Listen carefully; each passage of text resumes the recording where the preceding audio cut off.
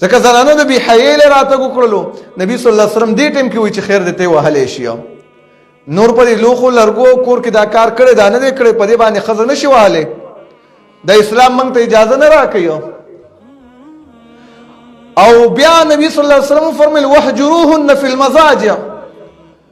دا کار وکړو نو تاسو بسترې ته نه جدا کوي همغه کمره کې د هغې ځای جدا کا کمبل ته نه جدا کا بستره ته نه جدا کا نبی کریم صلی الله علیه وسلم فرمایي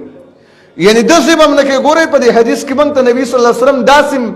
اشارتن دا ویلي چې ته به داسې نه کوې چې یاره ټول کور پې خبر کوې او کور نه هم ترې نه وځي او بار چېرته کې لرې ځي له سفر له لاړ شي نه دا ستا او ستا د ښځې خبره ده نو چې ستا او د ښځې په مابین کې خبره راله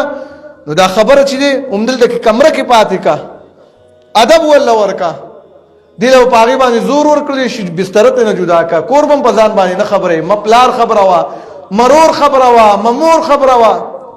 موږ ته اسلام دغه شانتي وایي چې د خپلې ښځې سره څنګه زندګي تېره کا او ویل که چېرته کې دې ښځې خبره یې ومنله منې شوله